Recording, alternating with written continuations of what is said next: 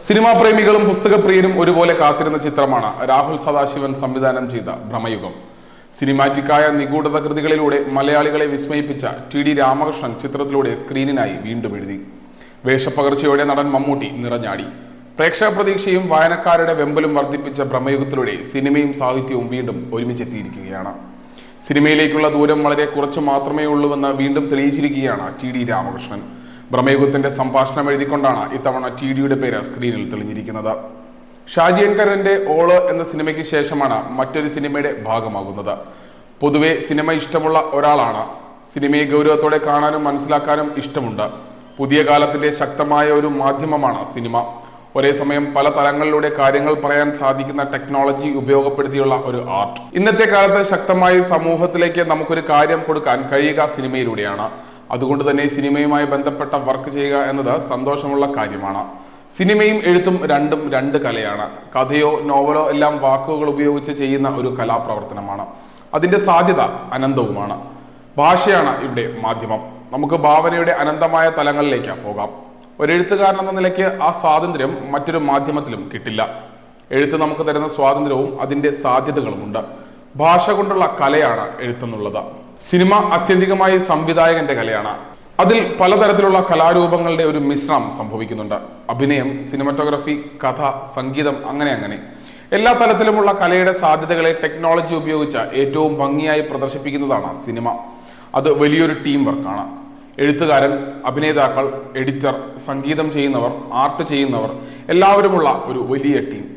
ഡയറക്ടറുടെ ഒരു കൺസെപ്റ്റ് ആണല്ലോ നമ്മളൊക്കെ അവിടെ കൂടെ നിൽക്കുന്നത്. അത് ഏറ്റവും മികച്ച വർക്കാക്കാൻ ഓരോരുത്തരും അവരുടെ നിലയിൽ സംഭാവനകൾ നൽകുന്നുണ്ട്. നോവൽ എഴുതുന്നത് വളരെ പേഴ്സണൽ ആണ്. ഒറ്റയ്ക്ക് ചെയ്യുന്ന കാര്യമാണ്. രണ്ടും വ്യത്യസ്തമായ കലാപ്രവർത്തനങ്ങളാണ്. താരതമ്യം ചെയ്യാൻ കഴിയില്ല. സിനിമയിലെ സംഭാഷണം ചെയ്യുമ്പോൾ സ്വാഭാവികമായും ഭാഷ ഉപയോഗിക്കുന്ന കാര്യത്തിലായിരിക്കും എഴുത്തുകാർക്ക് ഇടപെടാനും സംഭാവന ചെയ്യാനും സാധിക്കുക. അതുപോലെ തന്നെയാണ് മറ്റുള്ളവരും. ഒരു എഴുത്തുകാരൻ സിനിമയിൽ ഇടപെടുമ്പോൾ ഒരു സാധാരണ കൃത്യമായി ഉണ്ടെങ്കിൽ നമുക്ക് നല്ല പോലെ തന്നെ അതിൽ വർക്ക് ചെയ്യാനും അതിനോട് ചേർന്ന് പോകാനും സാധിക്കുമെന്നതാണ് ഞാൻ മനസ്സിലാക്കിയിട്ടുള്ളത്. ഭ്രമയുഗം സിനിമയുടെ തുടക്കം മുതൽ മിക്കവാറും എല്ലാ സ്റ്റേജിലും ഞാൻ ഉണ്ടായിരുന്നു. ആ മാധ്യമത്തോടു കൂടിയുള്ള ഇഷ്ടത്തിന്റെ ഭാഗമായാണ് എനിക്കത് ചെയ്യാൻ സാധിച്ചത്. എനിക്ക് എഴുത്ത് പോലെയോ അതിനേക്കാൾ അധികം ഇഷ്ടമുള്ള മറ്റൊരു മാധ്യമമാണ് സിനിമ. ഫ്രാൻസിസ് ഇട്ടിക്കോരയെ വായിച്ച സിനിമയിലെ കഥാപാത്രമായ പോറ്റി അതുപോലെയാണ് എന്ന് വിചാരിച്ച സിനിമ കണ്ടാൽ അതുപോലെ തോന്നും. എന്നാൽ രണ്ടും വ്യത്യസ്തമായ കഥാപാത്രങ്ങളാണ്. ഇട്ടിക്കോര ഭ്രമയുഗത്തിലെ കൊടുമൺ പോറ്റിയിൽ നിന്ന് തികച്ചും വ്യത്യസ്തനാണ്. എന്നാൽ അതും സിനിമാറ്റിക്കായ സാധ്യതയുള്ളത് തന്നെയാണ്. സിനിമയെക്കുറിച്ചുള്ള പ്രതികരണങ്ങളിൽ ഈ താരതമ്യവും കേട്ടിരുന്നു. പക്ഷേ അതിന്റെ യഥാർത്ഥം എന്തെന്നാൽ രണ്ട് കഥാപാത്രങ്ങൾക്കും രണ്ട് പേരാണ് എന്നുള്ളതാണ്. മിതമായ സംഭാഷണങ്ങളോടെ 2.5 മണിക്കൂറിൽ കുറഞ്ഞ സിനിമയാണ് ഭ്രമയുഗം.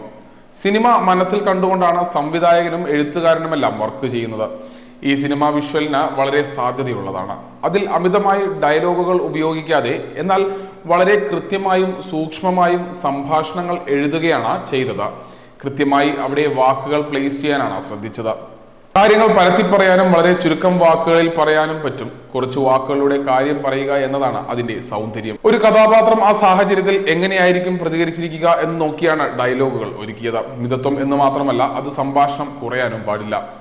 ആവശ്യത്തിനുള്ള കാര്യങ്ങളെല്ലാം തന്നെ വേണം താനും. എന്നാൽ അത് ധാരാളമാകേണ്ട കാര്യവുമില്ല. ഇപ്പുറത്ത് വളരെ ഭംഗിയായി കാര്യത്തെ ഒരേ സമയം ദൃശ്യത്തിൽ കൂടിയും ശബ്ദത്തിൽ കൂടിയും അഭിനയത്തിൽ കൂടിയും വിനിമയം ചെയ്യുന്നു. അത് ഓരോന്നും കൃത്യമായ അളവിൽ ചേരുമ്പോഴാണ് ഉത്തമ സൃഷ്ടിയായി മാറുന്നത് എന്നുമാണ് ചിത്രത്തിന്റെ ഡയലോഗുകൾ എഴുതിയിട്ടുള്ള എഴുത്തുകാരൻ കൂടിയായ ടി.വി. രാമകൃഷ്ണൻ ഒരു മാധ്യമത്തിന് നൽകിയ റിപ്പോർട്ടിൽ പറയുന്നത്.